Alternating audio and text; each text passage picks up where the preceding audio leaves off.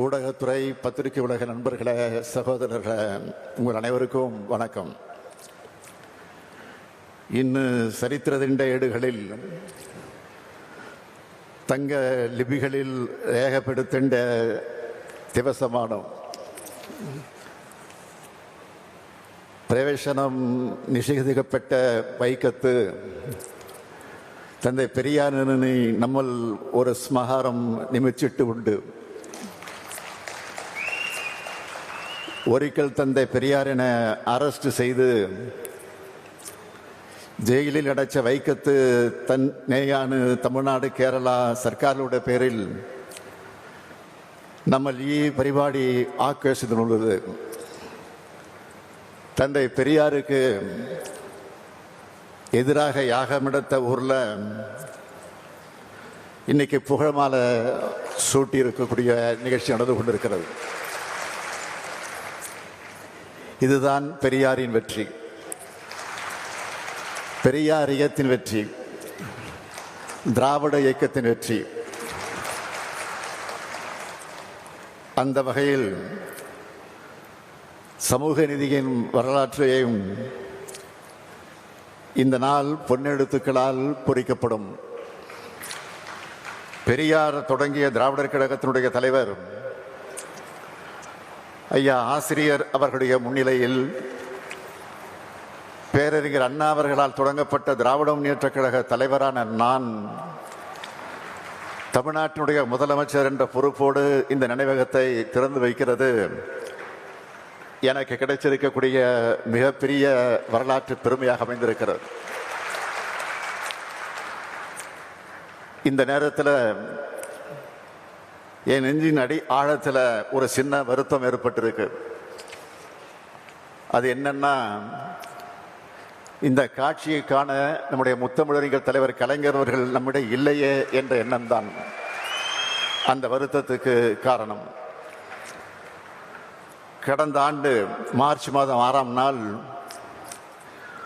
தோல் சீலை போராட்டத்தோட 200வது ஆண்டு விழா நாகர்கோவிலில் நடந்தது. நானும் சகாவு பினராயி விஜயன் அவர்களும் அந்த நிகழ்ச்சியில கலந்து கொண்டோம். வைக்கம் நூற்றாண்டு விழாவை மிக சிறப்பாக நடத்தணும்னு நான் குறிப்பிட்டு பேசினேன். 2023ஆம் ஆண்டு ஏப்ரல் 1ஆம் தேதி கேரள அரசின் சார்பில் மிக சிறப்பான விழாவாக ஏற்பாடு செஞ்சு என்னையும் அழைச்சிருந்தார் மாண்புமிகு முதலமைச்சர் பினராயி விஜயன் அவர்கள். இப்போ எங்களுடைய அழைப்பை ஏற்று வருகை தந்திருக்கிறார். இந்திய அளவில் ஆளுமை மிக்க தலைவர்களை ஒருவராக விளங்கக்கூடியவர் மாண்புமிகு பினராயி விஜயன் அவர்கள். பெரியார் நினைவகம் மற்றும் நூலகம் கட்டுவதற்கான அனுமதியை தந்தது முதல் எல்லா முன்னெடுப்புகளுக்கும் அவர் உறுதுணையாக இருந்திருக்கிறார். அவருக்கும் கேரள அரசுக்கும் கேரள அமைச்சர் பெருமக்களுக்கும் அதிகாரிகளுக்கும் என்னுடைய அன்பையும் மரியாதையும் நன்றியையும் நான் இந்த நேரத்தில் தெரிவித்துக் கொள்ள விரும்புகிறேன். வைக்கம் போராட்டம் எப்படி கம்பீரமானதோ அதே போலவே இந்த நினைவகத்தையும் கம்பீரமாக அழகியலோடு அறிவு கருவூலமாக உருவாக்கி இருக்கக்கூடிய தமிழ்நாடு அரசினுடைய பொதுப்பணித்துறை அமைச்சர் ஏவா வேலு அவர்களை நான் மனதார பாராட்டுகிறேன். அவருக்கும் இந்த துறையின் அதிகாரிகள், அலுவலர்கள், கட்டுமான நிபுணர்கள் எல்லோருக்கும் என்னுடைய பாராட்டுக்கள். இதற்கான முன்னெடுப்புகளை மிக சிறப்பாக எடுத்த செய்தித்துறை அமைச்சர் மு.ப. சாமிநாதன் அவர்களுக்கும் என்னுடைய பாராட்டுக்கள், வாழ்த்துக்கள். கேரளம் இயற்கை எழில் கொஞ்சக்கூடிய தலம். இது சிறப்புக்குரிய ஒரு சுற்றுலா தலம். கல்வியிலையும் அரசியல் விழிப்புணர்ச்சியிலையும் முன்னேறி இருக்கக்கூடிய மாநிலம் கேரளா. அப்படிப்பட்ட மண்ணில் சமூக அரசியல் போராட்ட வெற்றியின் சின்னமா இந்த வைக்கம் நினைவகம் உருவாகி இருக்கு. கேரளாவுக்கு வர்ற எல்லோரும் கட்டாயம் இந்த வைக்கம் நினைவகத்தை பார்த்து ஒடுக்கப்பட்ட மக்கள் அடிமை விலங்கை உடைச்ச வரலாற்றை தெரிஞ்சுக்கணும். வைக்கம் போராட்டத்தினுடைய 100ஆண்டு விழா கொண்டாட்ட அறிவிப்புகள்ல பெரும்பாலானவற்றை நிறைவேற்றி இருக்கிறோம்.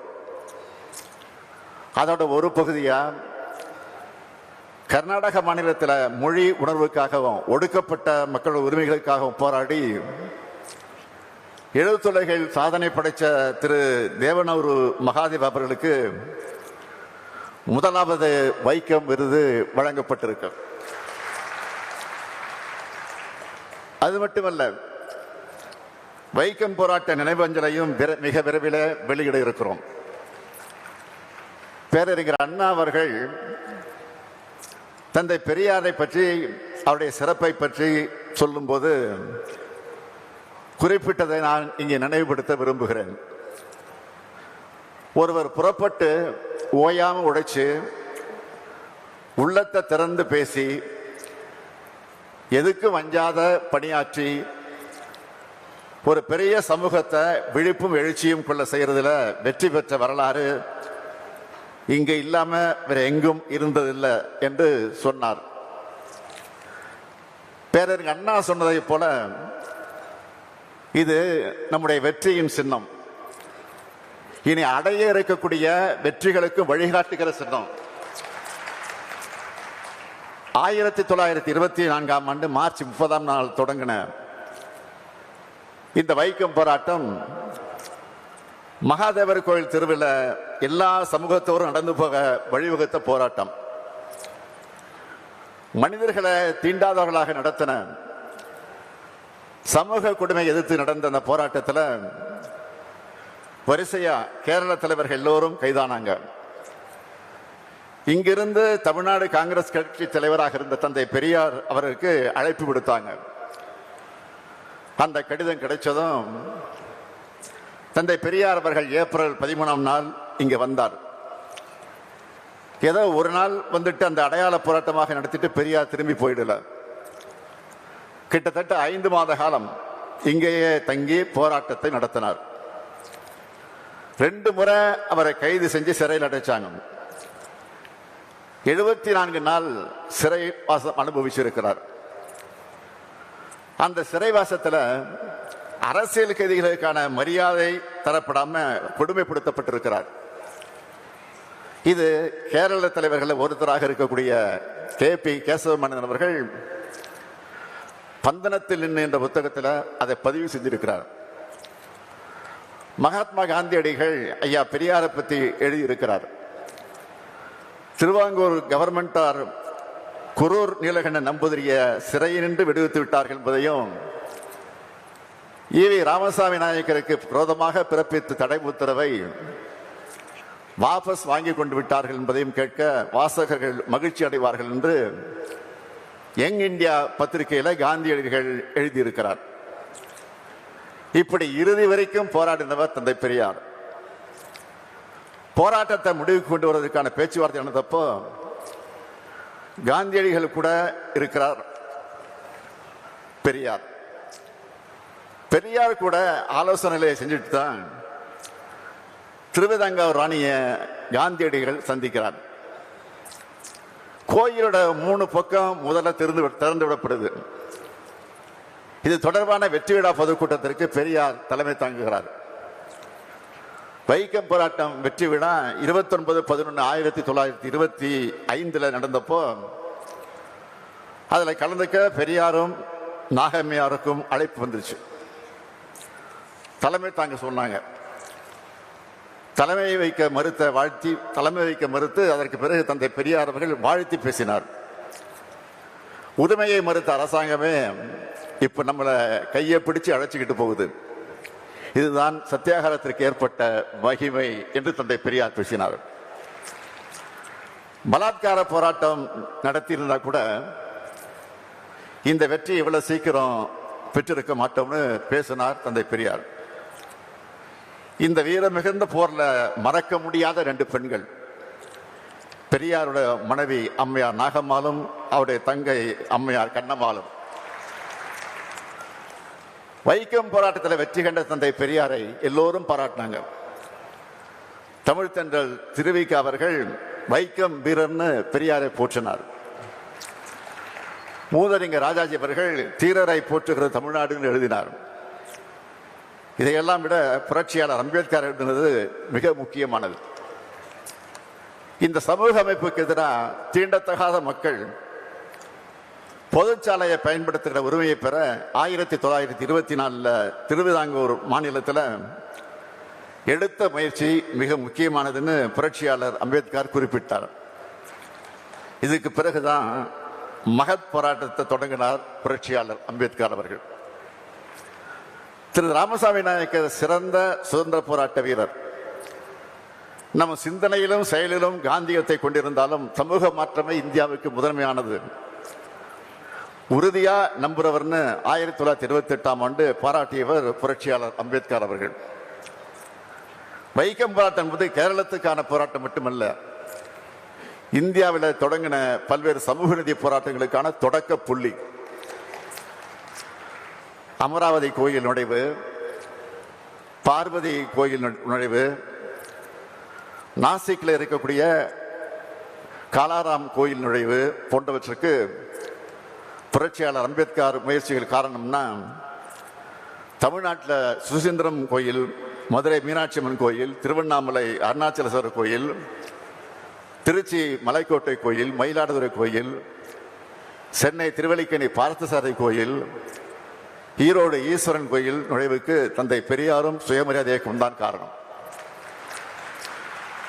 ஈரோடு ஈஸ்வரன் கோயிலுக்குள் 1929 அடியெடுத்து வச்சதிலிருந்து தமிழ்நாட்டோட பல கோயில்களுக்கு சுயமரியாதை இயக்கத்துக்காரங்க நுழைய முடிவு செஞ்சது. இந்த நிலையில தான் 1939 சட்டம் இயற்றப்பட்டு கோயிலுக்குள்ள வரவங்க எல்லோரையும் அரசு பாதுகாக்கணும் உத்தரவாதம் பெறப்பட்டது. கேரள சமூக சீர்திருத்தவாதிகளான TK Madhavan, KP Kesava Menon, K Kelappan, Mannathu Padmanabhan, George Joseph, doctor Palpu Padmanabhan போன்றவர்களும் தமிழ்நாட்டு சமூக சீர்திருத்தவாதிகளான தந்தை பெரியார், கோவை ஐயாமுத்து, எம்பெருமாள் நாயுடு, தங்கபெருமாள், நாகம்மாள், கண்ணம்மாள் போன்றோரும் ஒன்னா சேர்ந்து நடத்தின போராட்டம் தான் வைக்கம் போராட்டம். தமிழ்நாட்டில் இருந்து கலந்து கொண்டவங்க பட்டியல் மிக நீளமானது. தமிழ்நாட்டில் இதுக்காக நிதி கொடுத்தவங்களும் அதிகமான பேர்.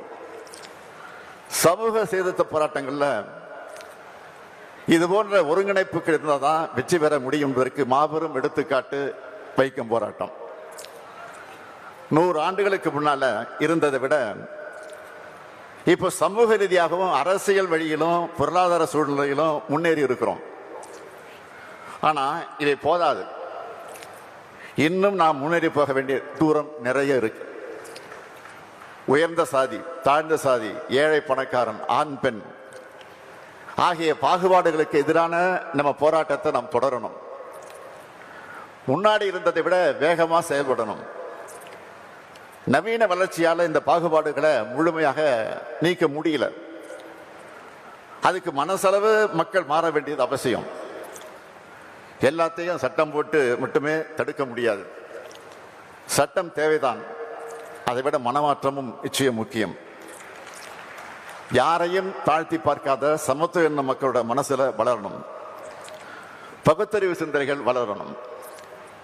அரசியல் கண்ணோட்டத்தோட எதையும் அணுகிற பார்வை வளரணும்.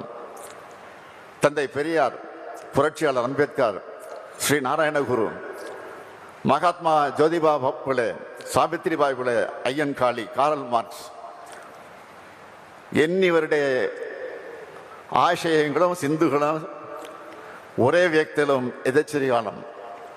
அதுக்காகத்தான் எல்லாருக்கும் எல்லாம் என்ற கொள்கையை அரசியல் கொள்கையாக மட்டுமல்ல, ஆட்சியின் கொள்கையாகவே தமிழ்நாட்டில் திராவிட மாடல் அரசால அறிவிச்சிருக்கிறோம்.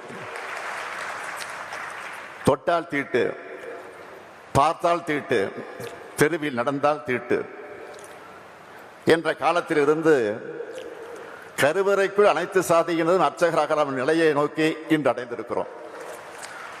தமிழ்நாட்டை போலவே கேரளத்திலும் பல புரட்சிகரமான முற்போக்கு திட்டங்கள் செயல்படுத்தப்படுகிறது. வைக்கம் போராட்டத்துக்கு நூற்றாண்டு விழா கொண்டாடுகிறது. அந்த போராளிகளை போற்றுவதற்காக மட்டுமல்ல, அவங்க விரும்பின சமநிலை சமுதாயத்தை அமைப்பதற்கான நம்முடைய கடமையில் முன்னேறி செல்ல. வைக்கம் ஒரு ஒற்றப்பட்ட விஜயம் அல்ல, பின்னீடுள்ள விஜயங்களுடைய தொடக்கம் ஆயிருந்தது.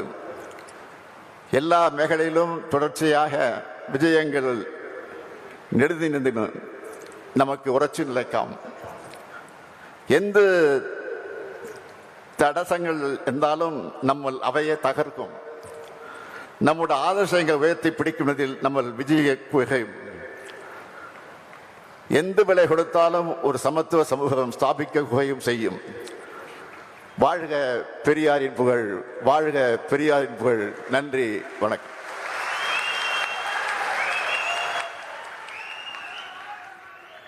விழாவில் சிறப்புரையாற்றியமைக்கு மாண்புமிகு தமிழ்நாடு முதலமைச்சர் அவர்களுக்கு நன்றி. வைக்கம் நூற்றாண்டு நிறைவு விழாவில் பங்கேற்று முதலமைச்சர் ஸ்டாலின் பேசிய காட்சிகளை பார்த்தோம். மலையாள மொழியில் பேசி தனது உரையை தொடங்கினார் முதல்வர் ஸ்டாலின். பெரியார் குறித்து மலையாள மொழியில் விவரித்தார்.